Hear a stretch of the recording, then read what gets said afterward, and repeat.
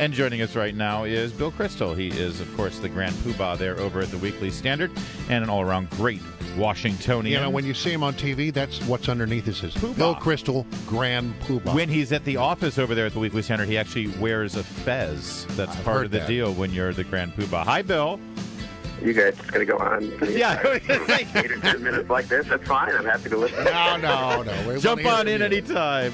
All right, let's... I'm wearing my fez right now in honor of this important conversation. Excellent. Keep the tassel to the left, please, while we discuss it. Let's talk about Iran here and this the status of these nuclear talks. The deadline, self-imposed, and they keep moving back the deadline, but now it's set for Tuesday.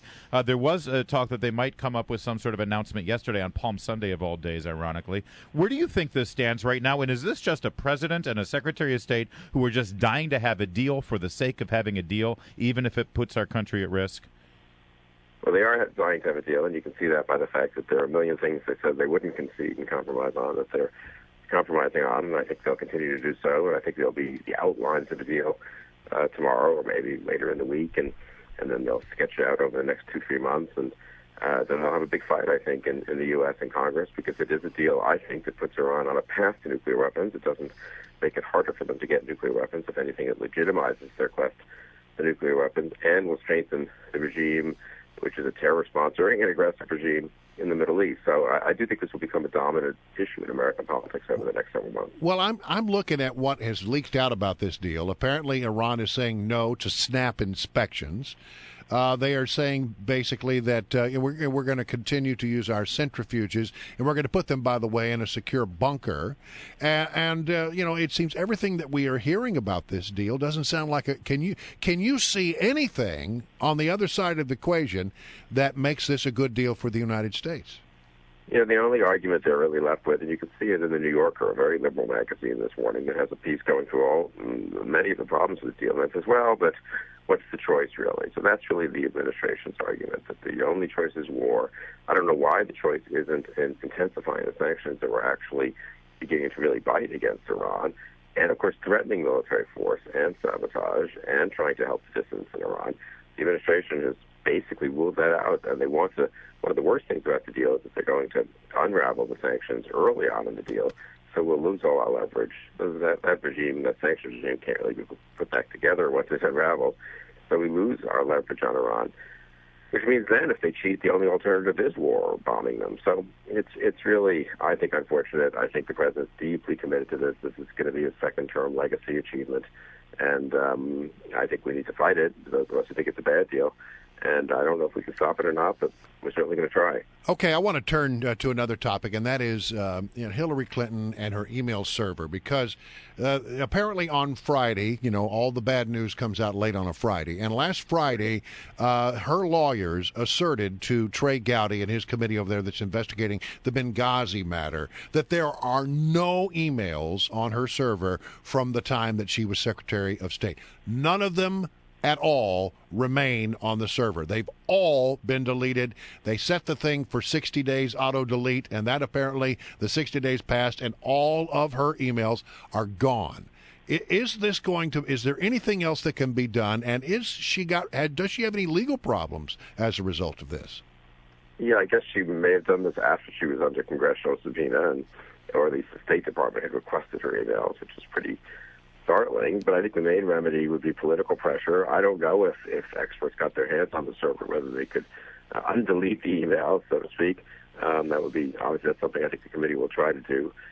So far, she seems not to be paying much of a price for it, and I guess Democrats have just convinced themselves that, she's protecting herself against political opponents. It is pretty amazing. I mean, just think about it from a common sense point of view. We all use email. Your Secretary of State, she herself has said half the emails were official. She turns those over. She makes her own decision about what to turn over and what not, and then just erases everything. She doesn't, what if there's a lawsuit 3 years from now? I mean, which someone would have a real case for going through them. I mean, she's done something that no business would do, that no other responsible public official has done, to my knowledge. I mean, it's really going so far down the road of secrecy and skirting the edge of the law. I think she might pay some price. I just want to, just one last question on this Iran deal, because we learned last week that the president, who sees no support in the Senate from many of the Democrats as well as the Republicans, of course, he can't submit this to the Senate and get any sort of ratification. So it's now understood that he is actually going to take this deal that he can't get past the Congress and the people's representatives directly to the UN Security Council and work the UN Security Council in such a way that this will become an internationally binding agreement, even though it hasn't even passed U.S. domestic politics. Is there anything that can be done about that, Bill Kristol? And what would you advise Republicans and Democrats in the Senate to do if they get an end around here to the UN? Well, I think they really have to say that, they will not release the congressional sanctions, and maybe they should take away the president's waiver on those if he goes to get the UN sanctions off first. And that's really the important thing. If he goes to the UN Security Council and gets off the UN sanctions on Iran, it's hard to put those back together again. Whether Congress can stop him from doing that, the president has a lot of power in foreign policy, but Congress can defund things. Well, how about defunding the UN? Lindsey Graham floated that idea. I've become radicalized on the whole UN issue. It's so worthless, and all they do is condemn Israel. They don't, unfortunately, bring peace, as far as I can tell, to any part of the world. So I'm very open to various defunding efforts against parts of the UN and the fundamental critique of the UN as well. I'm interested to see Republican presidential candidates begin to go down that road, too. But the main thing is just, I think, to really expose the different parts of the deal, to expose how weak it is on verification and monitoring and inspections and the actual provisions of the deal. And then Congress really can make a difference, I think.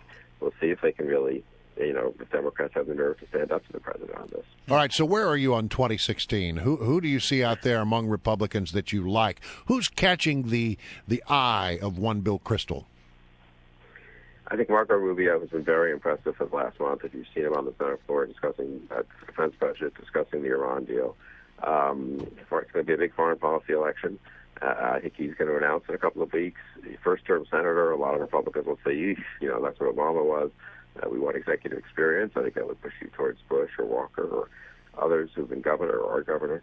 But I think Rubio has had a good week. Actually, Cruz had a good launch on Monday, I think. So for all the talk about how no one wants a first-term senator because Obama was a first-term senator, you watch Cruz and Rubio discuss the issues, and you think, those guys may be up to it.